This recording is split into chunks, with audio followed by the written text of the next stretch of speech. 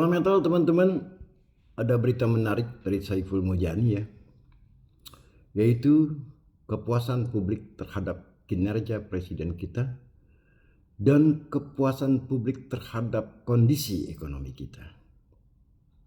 Dua-duanya sangat negatif. Menurut Saiful Mujani, kepuasan publik terhadap kinerja presiden itu jatuh dari 80,2% ke 51,1%. Sedangkan kepuasan publik terhadap kondisi ekonomi kita jatuh dari 40% ke 15,7%. Saya yakin Pak Presiden merasa bete, tidak happy dengan hasil survei Saiful Mujani ini. Tapi saya rasa Pak Presiden tidak perlu marah-marah, karena hasil survei Saiful Mujani ini memang didukung oleh angka-angka ekonomi. Begitu juga dengan kondisi ekonomi kita yang lemah, yang membuat kepuasan publik jatuh dari 40% ke 15,7%. Kejatuhan yang sangat drastis kalau menurut saya. Dan Pak Purbaya pun tidak perlu merasa bete, karena memang didukung oleh angka-angka ekonomi. Angka-angka ekonomi yang mendukung itu misalnya adalah PMI kita. Purchasing Manager Index kita jatuh dari level 50 ke 46,9.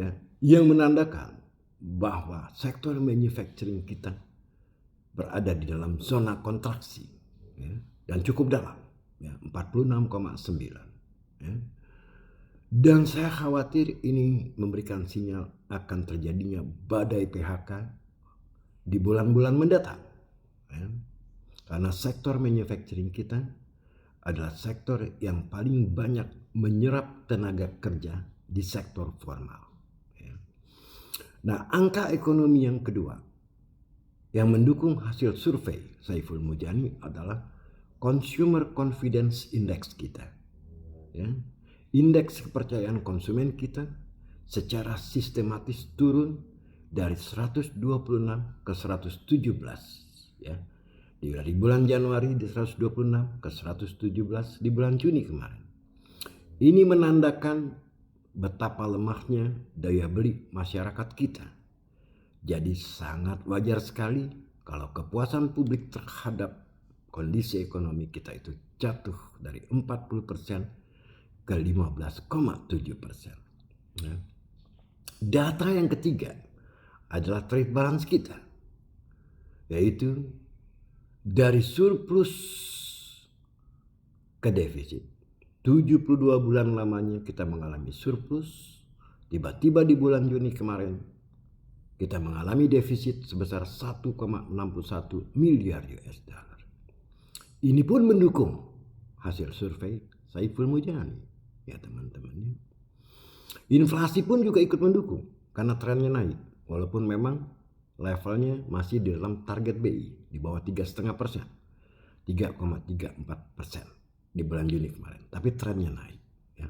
Kalau untuk pangan saya rasa sudah berada jauh di atas itu, mungkin di atas 7%. Dengan kata lain, hasil survei Saiful Mujani ini mengenai kepuasan publik terhadap kinerja presiden dan kepuasan publik terhadap kondisi ekonomi kita memang didukung oleh angka-angka ekonomi yang tadi saya ceritakan.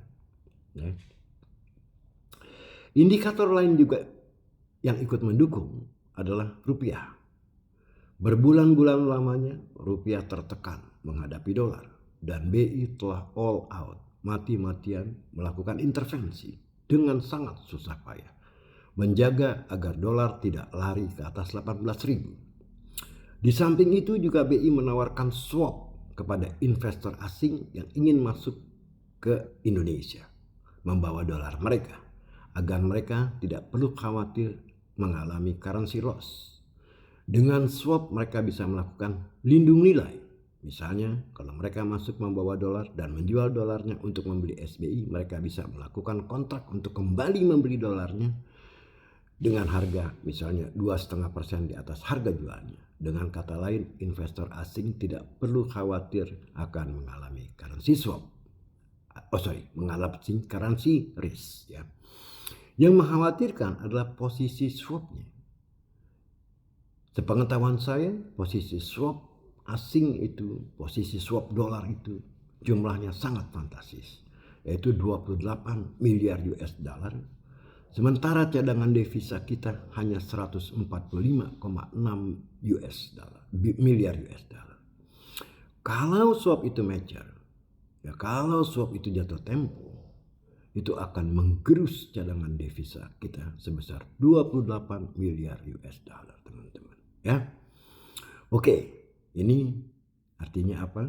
Artinya kembali lagi ke Saiful Mujani, hasil surveinya memang didukung oleh data-data ekonomi kita. Ya. Untuk kondisi ekonomi kita yang tidak memuaskan, menurut saya yang harus bertanggung jawab adalah Menteri Keuangan kita. Ya. Sebab apa? Sebab ini tidak terlepas dari kebijakan fiskalnya. Ada pemandangan yang sangat tidak menarik, teman-teman, yaitu diturunkannya aparat keamanan seperti Babinsa, TNI, Polri, sampai ke desa-desa, sampai ke SPBU untuk memantau kepatuhan masyarakat membayar pajak. Ini pemandangan yang sangat tidak menyenangkan. Justru membuat masyarakat menjadi, katakanlah, menjadi tidak nyaman, merasa diudak-udak oleh pajak. Dan ini menandakan betapa buruknya mungkin kondisi fiskal kita. Dan untuk itu saya rasa Purbaya bukanlah orang yang tepat untuk menduduki posisi sebagai Menteri Keuangan. Karena kalau cuma sekedar mengejar-ngejar pajak, mengeluarkan surat utang, every monkey can do it, menurut saya. Jadi Pak Presiden harus mempertimbangkan orang lain menduduki posisi itu. Ya. Mengenai outlook ke depan, saya masih sangat bearish. Ya. Banyak teman yang bertanya apakah ini saatnya ketika IHSG jatuh ke bawah 6.000, saatnya untuk menyerap saham. Saya kira it is not the right time to do it. Ya. It is not the right time to step into the market. Sebab outlook ke depan masih sangat guram. Apalagi kita lihat harga minyak kembali ya di hari Kamis dan Jumat lalu kembali merangkak ke atas $100 untuk Brent. Ya. Akibat kembali memanasnya tensi politik Amerika dan Iran di Timur Tengah. Ya. Saya dengar pasukan Houthi itu sudah membom refinery milik Aramco di Saudi Arabia. Banyak analis bule yang memperkirakan bukan mustahil harga minyak kembali ke atas $120. Nah, memperhitungkan itu menurut saya katakan kembali bukan saatnya untuk masuk ke pasar modal. Ya, walaupun memang IHSG berada pada level historis yang cukup rendah, ya di level 6.100-an gitu lah ya. Tapi karena outlook ke depan masih sangat uncertain, masih sangat tidak pasti, menurut saya it is not the right time to step into the market. Upside-nya hampir sama sekali tidak ada, sementara downside-nya itu bisa saya katakan bottomless. Ya. Nah, ada info juga kepada teman-teman yang bertanya kepada saya, misalnya mengenai apakah saham BCA itu sudah sepantasnya diserok pada level 6.200. Saya tidak mau menjawab di dalam podcast ini, tapi sebaiknya saya sarankan untuk mengetahui harga wajar di mana Anda bisa melakukan pembelian. Sebaiknya ikuti workshop company valuation yang kembali akan saya adakan pada tanggal 1 dan 2 Agustus yang akan datang di Hotel A1. Ya teman-teman, itu dari jam 8.30 pagi sampai jam 17.30 sore. Sangat intensif sekali dan sifatnya sangat praktis. Ya. Jadi Anda harus membawa laptop karena kita bekerja dengan Excel dan real data. Ya teman-teman ya. Jadi di dalam workshop itu kita akan membedah buku atau laporan keuangan emiten apa saja yang Anda minta ya di dalam workshop ya. emiten-emiten yang sahamnya diperdagangkan di bursa efek kita ya. Kembali lagi sifatnya praktis, no omon-omon, dan saya yakin Anda pasti bisa. Karena saya akan menjelaskan dengan bahasa yang sangat sederhana selama 2 hari full. Dari jam 8.30 pagi sampai 17.30 sore. Bagi yang tertarik mengikuti workshop ini, harap mendaftar secepatnya ya kepada person in charge yang ada di bawah podcast ini ya, karena tempatnya terbatas ya. Saya tidak menerima lebih dari 25 orang. Dan bagi mereka yang mengikuti workshop ini akan diberikan sertifikat nantinya ya. Karena jumlahnya terbatas, teman-teman harus cepatnya melakukan pendaftaran ya di dalam yang ada kontak personnya di bawah ini, di bawah podcast ini ya. Demikian podcast saya hari ini teman-teman. Kembali kepada Saiful Mujani ya.